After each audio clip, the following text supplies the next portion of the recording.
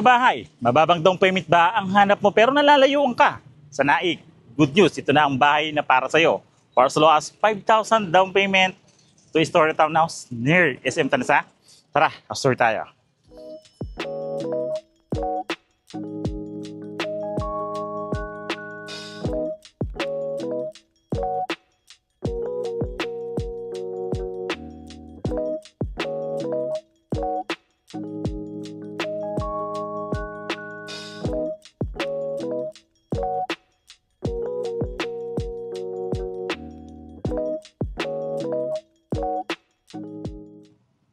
Hello again mga future buyers and kabay. Again, this is Randy Salvador. Of course, my wife si Julian Salvador. This 2025, kami pa rin po ang susi at tulay tungo sa pangarap yung bahay. Ayan nga po, tama po yung narinig nyo kanina. Kung nalalayuan po kayo sa Naik pero ang hanap nyo ay mababang down payment, dito po, napakababa ng down payment. Tansa Cavite na 5,000 lang ang down payment. Ang lapit sa SM Tansa. Malapit sa Robinson General Trias dahil 5 to 10 minutes lang yung travel time natin. And through Pag-ibig Financing din po ito. Welcome to Southdale Villas, located at Barangay Santol, Tansa, Cavite. So pipictured natin property is a 36 square meter to story townhouse. Yung lot area niya and the house area niya po is 45 square meter. Provision for 2 bedrooms, may 1 toilet and bath, 1 service area. And of course, medyo maliit nga lang ang harapan natin. Since 66 square meter, is 1 meter lang po yung frontage natin for e-bike and motor only. Pero ang kagandahan nga nito, mababa po ang down payment, mababa ang reservation at mabilis po ang turnover. Ito na po ang pinakamababang down payment sa Tansa. If gusto niyo napakalapit sa Manila, ito na po yun. So ito po, pasukin natin. So basic finish turnover nga po to. Once we say basic finish turnover, painted yung wall and painted yung ceiling. Pero papakita namin. Sa harap, kung makikita nyo, high ceiling siya. Modern naman po yung design. And mga naka-sliding windows yung harapan nating bintana. Malapit po sa SM Tansa. Pasukin po natin. Pagpasok natin, this is metal door during the turnover. Then, ito na po yung pinaka-turnover unit or deliverable unit po mismo. Once we say deliverable unit, kung ano po yung nakikita nyo inside nitong bahay na to or nitong unit na to, is ito na po yung ma-receive nyo as a home buyer. So, makikita nyo dito, painted po yung wall. Yan po, pinturado po yung wall. Yung biga natin may pintura, pero yung steel deck natin is wala po siyang pintura. Since steel deck po siya, mas madali naman po siyang pinturahan. Ito po yung turnover natin. Plain cement lang din po yung flooring without tiles po. Ayan po yung turnover natin dito. Sa may likod ni Macy's, sliding windows yan. Malaki po yung size yan. Nasa 120 cm din po yung size niyan. Then, siya po, ito yung magsisilbing pinaka-living area natin. Pagpasok natin, pwede tayo maglagay ng sala set dyan, sofa. Pwede rin po tayo dito maglagay ng TV console. And sa part po na to, nandito naman pinaka-living area natin, dining area po natin. Ito yung part na to. Di ba po? Meron tayong 1 toilet and bath din dito. So 1 toilet and bath natin, complete pictures din to. Pakita ko po.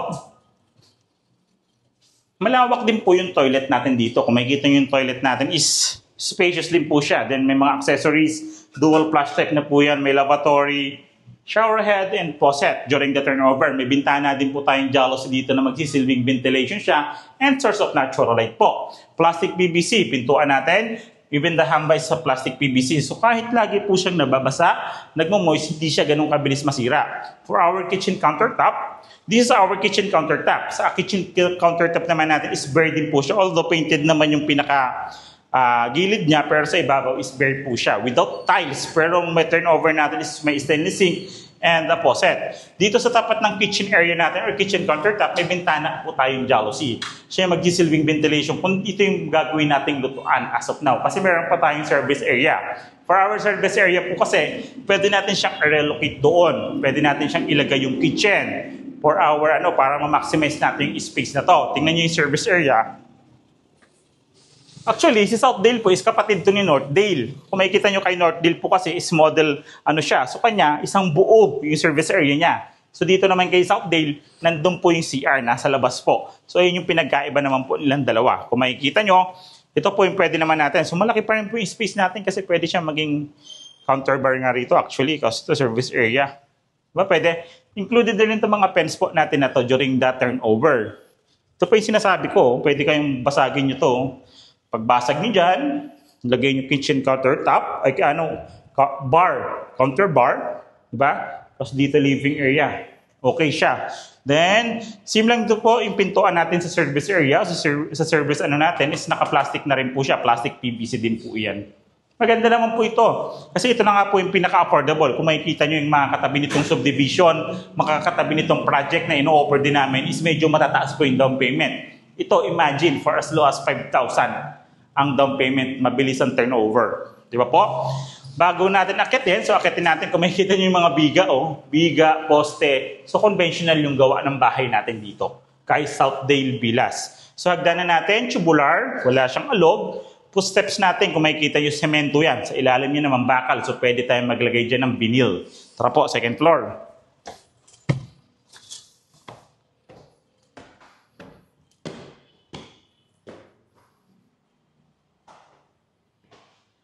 Dito po mga kabahay, sa second floor, provision for 2 to 3 bedrooms. Actually, kaya siya 2 bedrooms, 1 study room or 1 working station, pwede po siya. So naka-ready na rin naman po siya. Pag once mag-partition tayo, sa harapan natin may sliding window. So nakakasingaw yung unang bahay natin. Sa pangalawang bedroom naman natin, jalousie po. Since yung CR natin is ayan po yung bubong, so pwede pa tayong mag-expand in the future, di ba? Malaki pa po yung magiging future expansion natin dito kay Southdale Villas. At the same time kasi, ito na yung pinakamura na through Pag-ibig Financing. Sa ceiling po natin, napakataas din po ng ceiling natin. So kung makikita nyo rin, kung like for example, mag-conduct tayo ng site visit, makikita nyo po yung mga bigat natin dito kay Southdale Villas. So dito sa part na to, kung makikita nyo po yung part na to, mayroon din po tayong pinaka-railing sa rito. So turnover natin, so meron na tayong initial na safety features for our kabahay. Sa part naman na to, sa may tapat na hagdanan, meron tayo dyan permanent glass or nakapix na glass na to para siya magsisilbing pinaka-source of natural light natin sa hagdanan. Para kahit umaga po, ay kahit huwag na po tayo maglagay ng ilaw. So mas tipid rin po. O kaya like for example, pinagawa natin yung bahay natin, naglagay tayo ng ceiling, pwede tayo maglagay dyan ng pinaka-chandelier, di ba, pag titingnan sa labas. Napakaganda. So since dito katulad din Northdale Villas na mayroong dress-up unit, pero ilalagay ko po dito sa dulo, yung parang halos kamukha. Same, ano lang po kasi siya, same models. Halos kasing same model lang po siya ni Northdale Estates. So lalagay ko po dito yung sa after ng video na to, yung pinaka-model house ng pinaka-b-roll natin para may idea po kayo kung gaano kaganda or gaano natin mapapaganda si Southdale Villas. So yan po, magkano nga ba si Southdale Villas? So pag-usapan po natin yung price ni Southdale Villas. Tara po.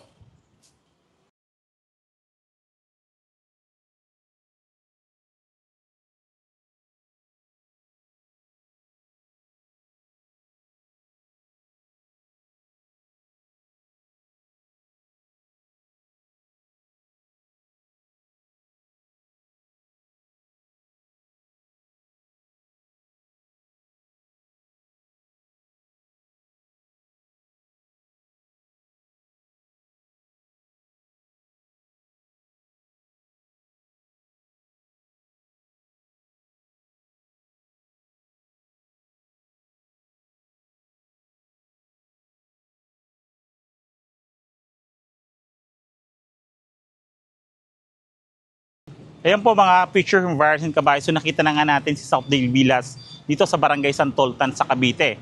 So di ba, very affordable when in terms of price, when in terms of reservation, down payment, and sa location po ng property na to dito sa Tansa Cavite.